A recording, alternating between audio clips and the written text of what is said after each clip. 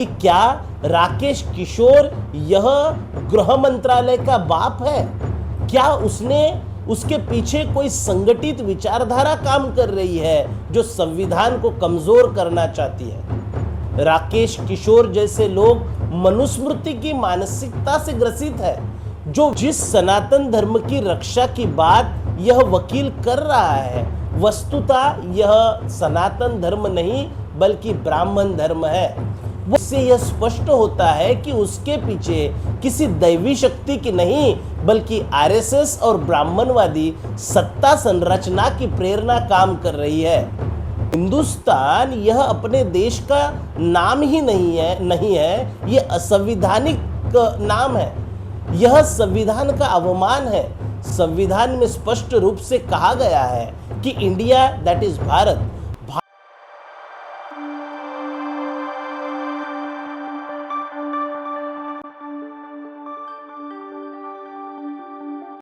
जय भीम। मैं अमित, बीपीएसए विचारधारा इस यूट्यूब चैनल पर मैं आपका स्वागत करता हूँ। आज हम ऐसी घटना पर चर्चा करने जा रहे हैं जिसने देश की न्याय व्यवस्था और संविधान की गरिमा दोनों पर सवाल उठाए हैं। भारत के सर्वोच्च न्यायालय सुप्रीम कोर्ट ऑफ इंडिया के अंदर मुख्य न्यायाधीश चीफ जस्टिस ऑफ इंडिया पर एक वकील द्वारा जूता फेंकने की घटना घटी। यह कोई साधारण घटना नहीं है। यह भारतीय न्यायपालिका की मर्यादा, वकीलों की नैतिकता और संविधान के प्रति निष्ठा पर प्रश्न चिन्ह उपस्थित करता है। इस घटना ने एक बात बिल्कुल स्पष्ट कर दी कि आज भी हमारे समाज में ऐसी ताकतें सक्रिय है जो संविधान से नहीं मनुस्मृति से ज़्यादा प्यार करती है, जो कानून की नहीं किसी दैवी आदेश या धर्म आधारित भाषा की सोच रखते हैं। यह घटना उसी सुनवाई के दौरान हुई जिसमें सुप्रीम कोर्ट ने खजुराहो के जावरी मंदिर में क्षतिग्रस्त विष्णु की मूर्ति के प्रस्थापना तथा पुनरुद्धार के लिए रिट पिटीशन दायर किया था और इस रिट पिटीशन को झट से खारिज किया गया। न्यायालय ने माना कि यह मामला अभिलेखीय तथा आर्कियोलॉजिकल सर्वे ऑफ इंडिया के दायरे में आता है और इसे प्राथमिकता देने लायक तथा पब्लिसिटी इंटरेस्ट लिटिगेशन ठहराया गया। वही सुनवाई के दौरान सीजेआई बीआर गवई ने इस याचिका पर कहा कि go and ask to your daddy, जाकर अपने ही भगवान को पूछो इस बारे में। यानी मूल रूप से यह संकेत दिया कि ऐसे मामलों में विधिक आदेशों से पहले आस्था और एएसआई की प्रक्रिया पर ध्यान देना चाहिए। यह बयान ने सोशल मीडिया और सार्वजनिक गहराई से प्रतिक्रिया पैदा कर दी। कुछ लोगों की धार्मिक भावनाएं आहत हुई। बाद में सीजीआई ने इस पर स्पष्टीकरण देते हुए कहा कि मैं सभी धर्मों का सम्मान करता हूं। कुछ मीडिया रिपोर्ट्स के अनुसार यही सीजीआई की टिप्पणी राकेश किशोर जैसे वकील के आक्रोश का मुख्य कारण बनी। उन्होंने यह कहा कि सीजीआई की टिप्पणी ने उन्हें आहत किया और इसी संदर्भ में उन्होंने अदालत में जूता फेंकने की कोशिश की। बाद में उन्होंने कहा कि वे किसी पछतावे या नशे की स्थिति में नहीं थे और उन्होंने यह कदम ईश्वरी प्रेरणा और भावनात्मक आघात बताते हुए उठाया। बात यह है कि मैं बहुत ज़्यादा आहत हुआ कि 16 सितंबर को चीफ जस्टिस के कोर्ट में एक पीआईएल किसी व्यक्ति ने दाखिल की, तो गवई साहब ने उसका जो है पूरी तरह से पहले तो मजाक उड़ाया। मजाक इन द सेंस कि ये कहा कि भाई आप मूर्ति से प्रार्थना करो, जाके आइडल से कहो कि वो अपना सर खुद रिस्टोर कर ले। जबकि हम देखते हैं कि यही चीफ जस्टिस बहुत सारे धर्मों के खिलाफ, जो दूसरे समुदाय के लोग हैं, आप सब जानते हैं वो लोग कौन हैं, उनके खिलाफ जब कोई केस आता है तो बड़े बड़े स्टेप, जैसे मैं एग्जाम्पल देता हूँ, हल्द्वानी में रेलवे की जमीन पर एक विशेष समुदाय का कब्जा है। जब उसको हटाने की कोशिश की गई तो सुप्रीम कोर्ट ने स्टे लगा दिया 3 साल पहले, जो आज तक लगा हुआ है। ऐसे ही नुपुर शर्मा का जब मामला आया तो कोर्ट ने कह दिया आपने माहौल खराब कर दिया। ये सब तो कहते हैं, रोक लगाते हैं, वो सब करते हैं, बिल्कुल ठीक है।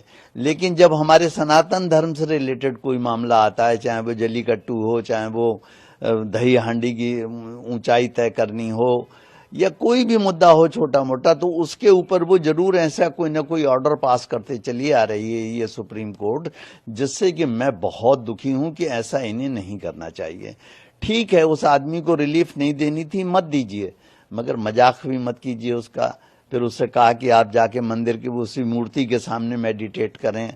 हम कोई ऑर्डर, अन्याय, ये इनजस्टिस ये किया कि उसके रिट पिटीशन को खारिज भी कर दिया।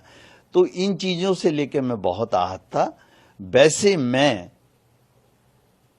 हिंसा के बहुत ज्यादा खिलाफ हूं, मगर ये आप लोग ये भी देखिए कि एक अहिंसक आदमी, सीधा सच्चा आदमी, जिसके ऊपर कोई केस आज तक नहीं है, किसी ग्रुप को नहीं बिलोंग करता है, उसको क्यों ये सब करना पड़ा। ये जरूर सोचने वाली बात है, पूरे देश को ये चिंतन करने वाली बात है कि ऐसा क्या हो गया आखिर। मैं भी कम पढ़ा लिखा नहीं हूं, मैंने भी MSc PhD LLB, मैं भी गोल्ड मेडलिस्ट हूं। ऐसा नहीं है कि मैं नशे में था या मैंने कोई गोलियां खा रखी थी और मैं कुछ करके आया, ऐसा कुछ भी नहीं है। उन्होंने एक्शन किया, मेरा रिएक्शन था, ये जो भी था। तो आप इसके लिए जैसे लेना चाहें लीजिए। आई एम फ्री टू से दिस थिंग कि मैं फियरफुल नहीं हूं किसी चीज के लिए, ना मुझे कोई इस बात का अफसोस है कि क्या हुआ क्या नहीं हुआ। सुप्रीम कोर्ट में सुनवाई के दौरान वकील राकेश किशोर ने अचानक CJI पर जूता फेंका। यह कृत्य न केवल अशोभनीय था बल्कि असंवैधानिक अपराध भी था। कोर्ट रूम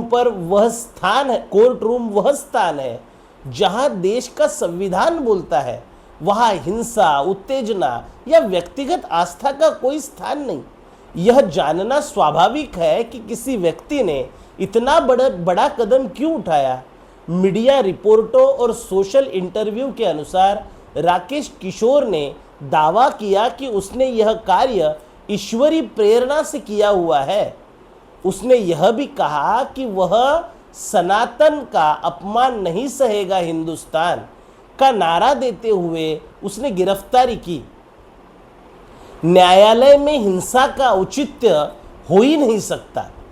सबसे पहले यह स्पष्ट समझना चाहिए कि अदालत में किसी भी प्रकार की हिंसा या अपमानजनक आचरण सीधा संविधान के विरुद्ध है। वकील वह व्यक्ति है जो संविधान की शपथ लेकर अदालत में प्रवेश करता है, और वही यदि संविधान का उल्लंघन करे तो यह अपराध दुगुना गंभीर हो जाता है। जूता फेंकना कोई विरोध नहीं बल्कि यह संविधान विद्रोह है। इसका परिणाम क्या होगा यह राकेश किशोर भलीभांति जानता है, फिर भी उसने यह किया। इससे यह स्पष्ट होता है कि उसके पीछे किसी दैवी शक्ति की नहीं बल्कि RSS और ब्राह्मणवादी सत्ता संरचना की प्रेरणा काम कर रही है। दैवी प्रेरणा संविधान का अपमान है। राकेश किशोर का यह दावा कि उसने ईश्वर की प्रेरणा से यह कार्य किया, यह बात सीधे संविधान की गंभीरता को सवाल खड़ा करती है, क्योंकि संविधान कहता है कि भारत का राज्य धर्मनिरपेक्ष तथा सेक्युलर है और हर नागरिक को वैज्ञानिक दृष्टिकोण तथा साइंटिफिक टेम्परामेंट अपनाने का अधिकार और कर्तव्य दोनों है। यह बात संविधान के directive principles of state policies अनुच्छेद 51A के अनुसार दी गई है। जो व्यक्ति दैवी आदेश के नाम पर हिंसा करे वह न केवल संविधान का उल्लंघन करता है बल्कि समाज को अंधविश्वास और अराजकता की ओर ढकेल रहा है। राकेश किशोर जैसे लोग मनुस्मृति की मानसिकता से ग्रसित है, जो व्यक्ति स्वातंत्र नहीं बल्कि जाति स्वातंत्र के ऊपर विश्वास रखते हैं। न्यायपालिका पर पक्षपात का आरोप भी राकेश किशोर लगा रहा है। इसमें इतना भ्रम है कि वकील ने अपने बचाव में कहा कि न्यायपालिका धार्मिक मामलों में हमसे पक्षपात करती है। मेरा यह कहना है उनको कि मुख्य न्यायाधीश चंद्रचूड़ के समय पर मुख्य न्यायाधीश चंद्रचूड़ ने भी जो मंदिर का विवाद सुलझाया, उसमें भी उनके सपने में भगवान राम आए और आस्था के आधार पर उन्होंने भी राम मंदिर का निर्णय दिया। एएसआई के रिपोर्ट में मंदिर के ठोस सबूत नहीं थे, फिर भी अदालत ने फेथ को आधार बनाकर निर्णय दिया। क्या यह निर्णय भी गलत था या क्या यह निर्णय भी पक्षपाती था? लेकिन इन सारी बातों को नजरअंदाज करते हुए इस वकील ने जानबूझकर सोच समझकर सीजेआई पर जूता फेंकना यह गंभीर बात है। सनातन और हिंदुस्तान के नारों का पर्दाफाश होना भी बहुत ज्यादा जरूरी है। राकेश किशोर ने गिरफ्तारी के समय जो नारा दिया, उसने कहा कि सनातन का अपमान नहीं सहेगा हिंदुस्तान। हम इस नारे की कड़ी और विचारपूर्वक निंदा करते हैं। यह नारा कोई धार्मिक घोषणा नहीं, बल्कि ब्राह्मणवादी सत्ता की राजनीतिक घोषणा थी। हिंदुस्तान यह शब्द अदालत में प्रयोग किया जाने वाला शब्द नहीं है। हिंदुस्तान यह अपने देश का नाम ही नहीं है, यह असंवैधानिक नाम है। यह संविधान का अवमान है। संविधान में स्पष्ट रूप से कहा गया है कि इंडिया दैट इज भारत को हिंदुस्तान बनाना एक धार्मिक कल्पना और धार्मिक नीति है जो संविधान की मूल भावना का विरोध करती है। हिंदुस्तान यह एक धार्मिक राजनैतिक शब्द है, न कि संवैधानिक नाम।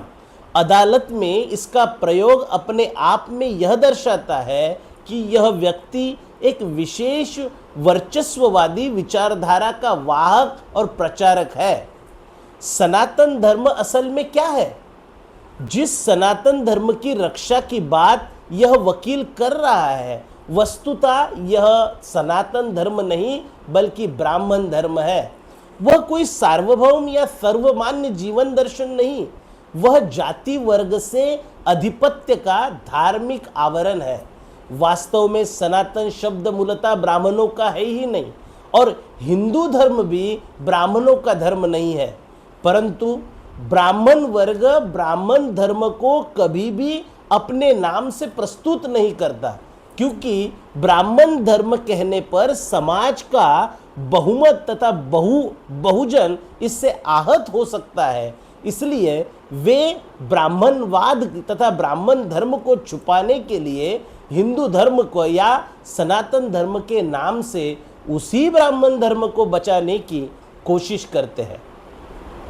ब्राह्मण वर्ग संख्या में अल्पसंख्याक है, पर सत्ता और संस्कृति पर उसका कब्जा बना रहे। इसके लिए सनातन को राष्ट्र धर्म और हिंदुस्तान को राष्ट्र के पर्याय के रूप में प्रचलित किया जाता है। यह एक वैचारिक ठगी है जो जनता को धर्म के नाम पर गुलाम बनाती है।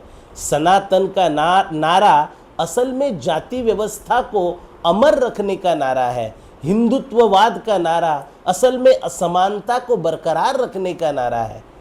कानूनी कार्रवाई और प्रशासनिक जिम्मेवारी, इस बारे में अगर चर्चा करें तो भले ही सीजीआई ने इस वकील को माफ किया हो, लेकिन प्रशासन को उसके खिलाफ कानूनी कार्रवाई करनी चाहिए थी।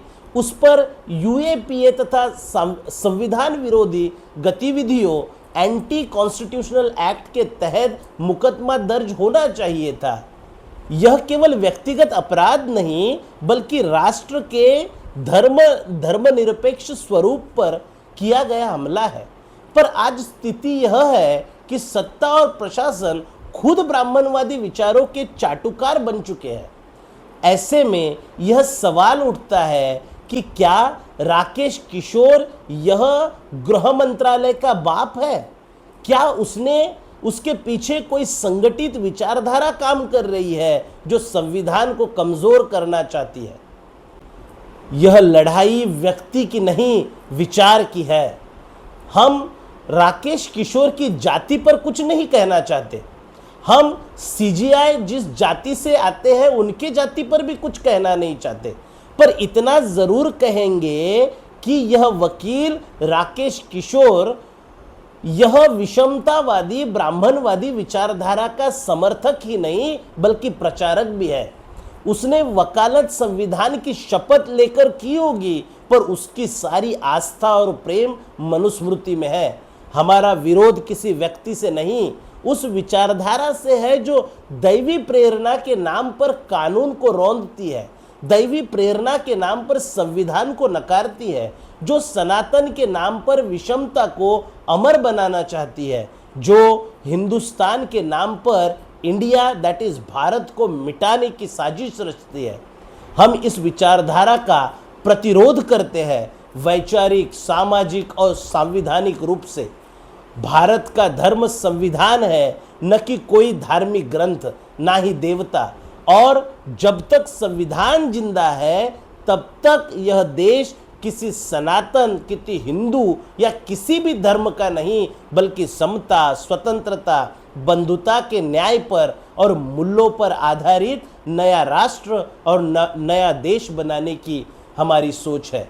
यह लड़ाई मनुवाद तथा मनुवाद बनाम संविधान की लड़ाई है। यह लड़ाई ब्राह्मणवाद बनाम संविधान की लड़ाई है, और यह निर्णायक रूप में हम पहुंच चुके हैं कि अब इसमें जीत किसकी होगी। हमें आशा है, बल्कि हमें विश्वास है कि जीत संविधान की ही होगी। धन्यवाद। यहाँ पर ही रुकते हैं। देखते रहिए BPSA विचारधारा।